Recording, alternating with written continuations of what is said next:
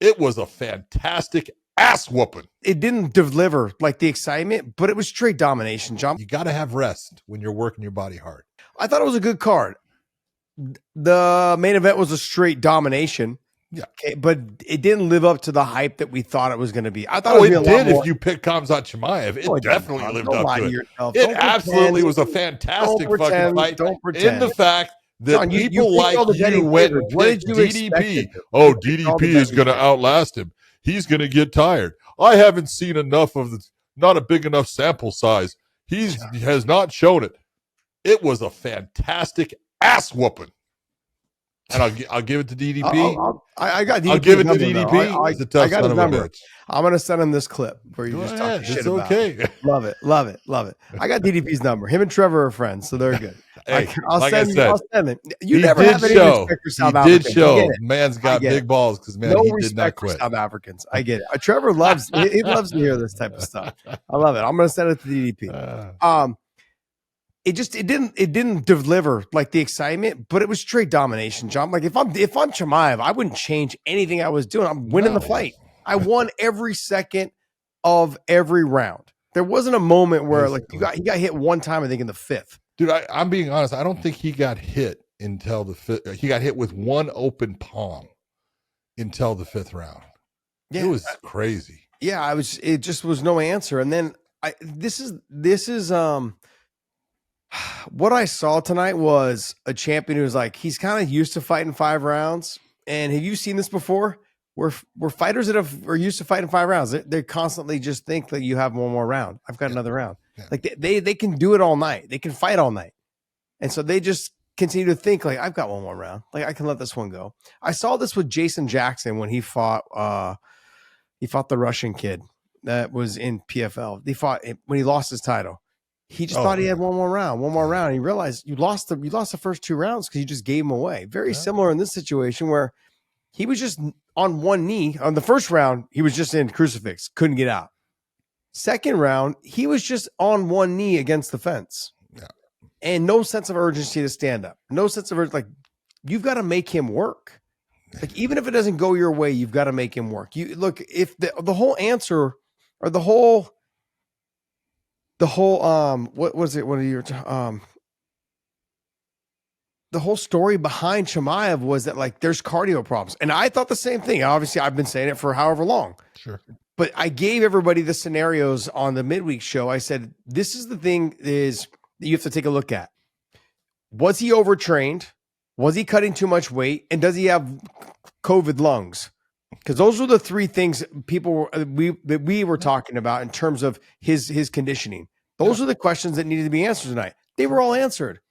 Yeah. So I think him cutting to 170 was an issue. Bad. Cut too much. Absolutely. And that's why we saw him start to get a little bit tired as he fought Gilbert Burns, and then he couldn't make the weight. He missed weight by 8 pounds. That's all been done now. He's never going back to 170. I know he says he is. Should never. And Dana White's going to be like, get the fuck out of here. We're not taking the 170. Lost your mind. Yeah, you're out of your mind.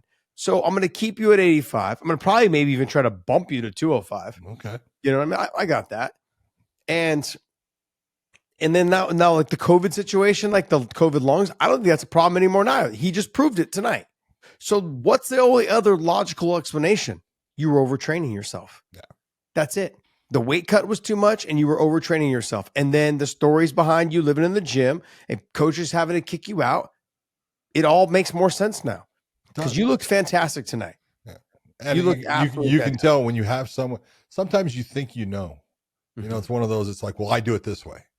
And it's like, yeah, that might not be the smartest way. You bring in someone like a Sam Calavita who then says, son, no. Yeah. Do it this way.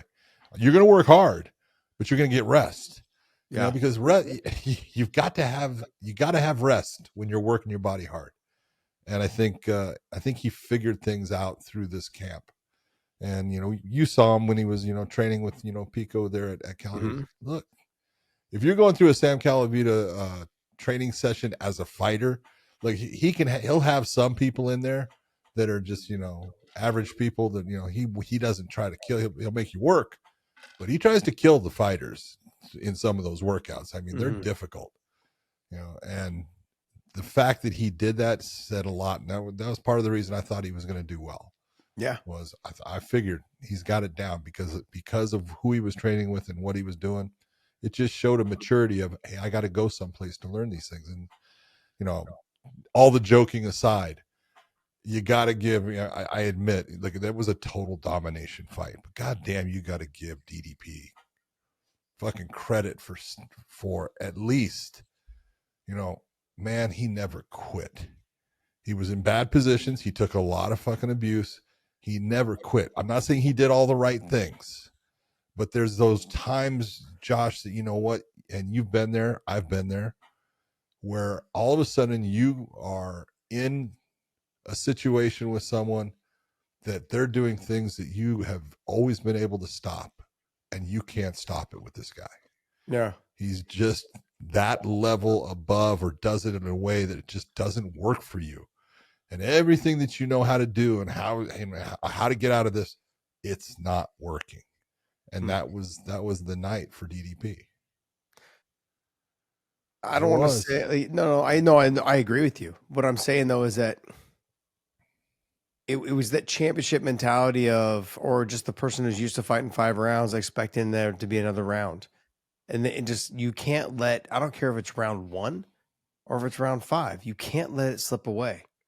These rounds mean too much. Yep. This isn't boxing where you can lose 1 or 2 and be like, okay, I can get it back. Like, it's not when that there's way. 12, it's a whole 12 different rounds. story. Yeah, like you have 5 rounds and they all fight 3 all the time. So they're in phenomenal shape to go 3 rounds. It's what you do in those championship rounds to get it done. And it just wasn't there. Like you didn't, I guess, in the ideal world, right? If you're DDP, you should have made him work harder in the first 2 rounds. And for Chimaev, in an ideal world, it worked out perfectly for you. Yeah. Because you didn't have to worry about too much. Once you got him in the crucifix position, there was nothing to worry about. You could just hang out there. Yeah.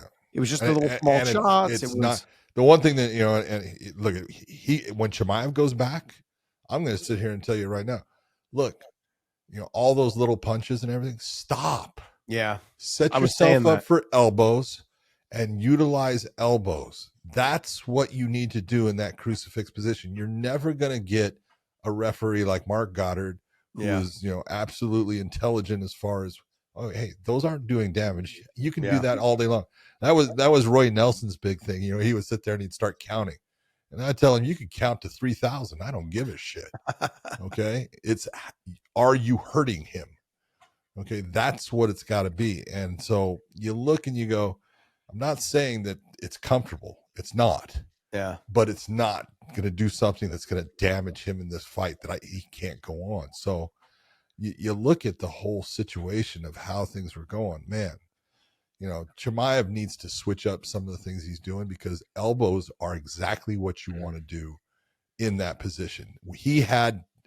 There was many times that he couldn't utilize the elbow based upon the way DDP was moving his head and coming up towards his armpit. But at any time that head comes away from the armpit and goes towards the hip, man, it's time to start lighting him up. Remember John Jones when he fought Vladimir Yashenko? Yeah. And if you look at the elbows that he threw there and how fast and how violent, that's what you're looking for. No, absolutely. I did the live show while the fights were going on. So it was like a watch along. And I was telling him, I'm like, John and I have this discussion all the time. Like, if you're not throwing elbows in this position, don't expect the ref to stop it. No, they're just not hard enough shots. And what he was doing was like just very like light. It's just pitter patter. So there's no way a ref's going to stop. If anything, a ref he's not going to break you from that position and stand you up. No, but he may tell you like to be more active, or what. I don't know. I think. Nah, if you're sitting there, what you can do from there. Look, he was throwing punches. You can't ask him to do anything else. I'm not saying there's a lot on him, but he's doing something. And so it's just one of those. Look, there's something to learn in every fight, even when you're a winner in a dominant fashion. Yeah. There's things for Chimaev to learn. Yeah, absolutely. You know, it just, how much do you take away stylistically? This is a horrible matchup for DDP. Huge. Because if you put him with like a Kai Bahalo or a Mavov, right? Yeah. A lot different fight. Totally. But those guys, after seeing, like, and I said this on the midweek show, I go, DDP has like no fucking wrestling. None. Like I said, but I was He- more impressed with he his doesn't. grappling. He doesn't exactly. He's got wrestling, but it's unconventional and it's odd. It's Well, not what a true wrestler would do at times, no, John, like but he it was uses like a lot of little. strength. There was moments in that I was like, "Yo, shoelaces down, just push your leg back," and he was sitting on his knee, Yeah, literally like just giving him the single leg. yeah, And I'm yeah. like, "You can't do that with a world class. You can't do that with someone that's No, a that's high school fucking wrestler." Like, yeah. So for people that don't understand shoelaces down. So when you got wrestling shoes, you hear it from your coach all the time. When you're sprawling, your feet, if a guy's driving into you, you just put your feet, toes, shoelaces down, and slide back. Go ahead. yeah, you never want your knee on the ground No, next because to he'll the come into person's you. head. Yeah, so they can they basically just drive into you. They use your weight on their back to actually like kind of put their forehead or like drive up with you. Yeah. It's just I don't know. There was a lot of mistakes made in very simple situations. I don't know if you I'm kind of almost like a firm believer on you can't teach a grown man how to wrestle. Yes, Not you at the can. level, not at a level like this, John. Yeah. Like it was, yeah, there was moments where I was just like, There's this what are you guy doing? named Saint Pierre. Yeah. He never I wrestled. don't know if he was a grown man He yet. was a grown man. Yeah. I mean, overall though, I was expecting a different fight. I was expecting some control like Chimaev had. Yeah. I was expecting, but I was expecting more of the wild wolf animal, like to be more aggressive in those positions, big shots on the side when he had the fence. He never unlocked his hands. He waited for, DDP to try to stand up and get away, never tried to stand up and get away. So the fight just didn't live up to the hype that I was expecting it to be. I even had people texting me going, damn, this is boring. But I'm like, but it's dominant. Yeah, it's one of those. We can sit there and say, "Oh, I wish it was more exciting." Of course we do, but I can't in any way tell Chimaev I would have done it any different. I would have done exactly after the first round, and then you get the takedown. Look, he got those takedowns, Josh.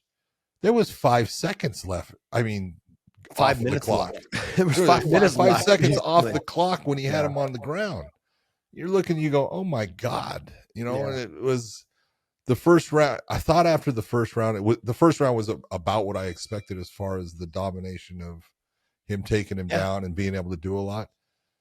But it was, okay, what is DDP going to do now? And it was clear his wrestling ability just wasn't of a level where he could stop Chimaev really in the takedown. Yeah, it was giving me flashbacks of, remember when Kane fought Junior and was just kind of chasing him around on the single leg, he's double on his leg knees.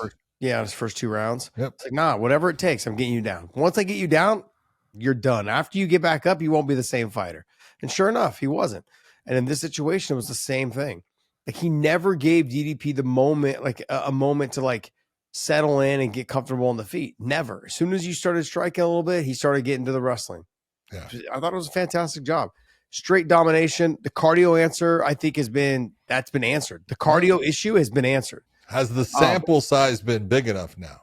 You can't say anything. You beat the champ. Okay, there you go. You beat the champ. Like Absolutely. There's nothing you can say. And it wasn't like you just beat him a little bit. You beat him. You dominated him. Dominated him. And so, look, DDP's a good fighter.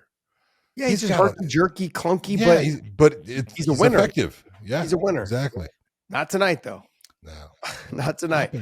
Look, I think I also want to see, like, if I'm Chimaev and seeing how I felt. Who's the one person that you go, maybe not? It's pretty simple. Who is, if you're taking a look at all those people that are in the top in the middleweight division, there's one that you look at and you go, he's going to present a problem for Chimaev. I mean, everyone would say RDR. Yeah. Okay, but I look, I'm still on the Kai Bahalo and Amavov thing. Like, both those guys got to settle their differences, coming up. But I think either one of those guys gives him a good go too. They're, I'm not too sure. We're gonna find out. Yeah. Kai Bahalo it's a big step up in competition. Amavov's been the number one guy for almost pushing a year now. And he got leapfrogged by Chimaev for the title, which whatever, let him have it. But not problem. The RDR is right there. RDR's already made it pretty clear. Like, you're stylistic. I would rather fight Chimaev than DDP. Sure. And yeah, like I don't know, man. Like it's a fun fight. It's a fun fight. I think the only way that they skip the winner of Imavov and Kabahalo, if the winner of that fight, is if it's a total shit fight. That or an injury. Yeah. Yeah, possibly. Yeah. I mean, RDR's got some. He's got the ball rolling. Oh, He's yeah. got the ball rolling. So, I mean, undefeated in the UFC right now. He's looking good. Where does DDP go from here? I don't think he goes that far back. I really don't. No automatic title shot, correct? No. Not with that. Not after that performance. Yes. Thank you. I was thinking the same thing. Yeah, no, you can't do that. You know, look, he's, you know, how long, be honest, he held onto the title. He had 2 defenses. Okay. Great job. Mm-hmm. You know, beat 2 former champions. So you can't, you know, say anything about, you know, oh, he got an easy fight. He didn't. Mm-hmm. But he got stylistically fights that were good for him. Mm-hmm. And then this one shows there's some problems, and you're going to have to go work on those issues. For us to give you a rematch based upon a 50-44 performance, I can't. Yeah. You know, that just no one wants to watch that. I've seen it. Okay. Were the stand-ups warranted in the 4th and 5th round? I thought one of them was. I thought the one where, you know, if you recall, he had been he had him on the ground. He was doing, and they switched off, and then had him down, and it was just a switch of the positions. All of a sudden, it was in the guard, and it was quick, as far as, you know. But he's trying the same reason that you're saying it was kind of boring. He's trying to put some kind of, you know, action into the fight that maybe is going to be a little bit different. Maybe they'll be in the stand-up for a little bit. You're not going to change that. It was like body head. You're not going to change that fight. Yeah, it was a lot of body head, and I wasn't impressed. Like, it was just. But he was winning. Like, there's no reason to do more. And so I'm not mad at him at all. I'm not talking shit. I'm just simply put, I'm like, I got why the ref stood up. It's like, look, there's a minute and a half left in the fight. Yeah. Like, we got to see more action. It just was one of those fights that I expected it to be like a little bit more scrappy back and forth. I expected, especially like in the later rounds where the champion's supposed to be like, hey, these are my rounds. Yeah. And it wasn't there. No, it wasn't there, and I was like, I'm going to be overall. Mark Goddard did a great job in that fight. He let them be. He, you know, a lot of people get nervous when people are in like crucifix positions. It's like, there's no reason to get nervous here. Time to get nervous. You start having elbows, and you're seeing cuts starting to get opened up. Yeah, you can get a little. You know, you're going to put me in a position here to stop the fight. Okay, but you know, he did a great job in the fight. If you're going to pick someone for DDP to fight next, who? Michael Venom Page. I'm just kidding. That's a rough one. You know, in looking at it in the middleweight division, yeah, it's got to be someone up there. Yeah, but he's already fought quite a few of those people, and so when you're sitting there saying, "Well, who should it be?" I mean, man, that's a tough one. As far as, you know, obviously Cannonier's dropped out of it now. So you don't have him. And the 2 at the top there are going to be fighting with, you know, Pahalo against Imavov. I don't know. I really don't. I would have to really sit back and look at I don't want to see him go against Izzy, and I don't want to see him go against, you know, Whitaker. He's done both of those. Yeah, I mean, for me, I think you probably give him RDR next, unless you're going to take RDR to Chimaev. I would give him, because, but then that and here's this is the fight. Like, the RDR fight, to me, you may lose RDR, he may lose to but there's another fight though that would be Fluffy Hernandez would be a fucking great fight, dude. That would be. The 2 of them would be fucking. That would be a great fight. I didn't even think of. You know, I don't want to put him that far down because Fluffy's number 7, but fuck, that would be a great fight. You're right. Like, I mean, that's quality matchmaking there, yes, JT. Yes, I mean, fuck, I can't pick fights. I might as well fucking matchmake them. Shit. We all have those nights, dude. Oh man, I swear, I'm starting to feel like the fucking Drake of MMA. Dude, hold on. I'm telling you, when I was watching the thing, and Chael comes on, and he picks Aaron Pico, right, and DDP. I said, well, Aaron Pico's going to lose, and so is DDP. I was like, oh my God, I'm in trouble. Chael and I are fucking the same. Two peas in the pod. Can't pick a fucking winner to save our lives, man.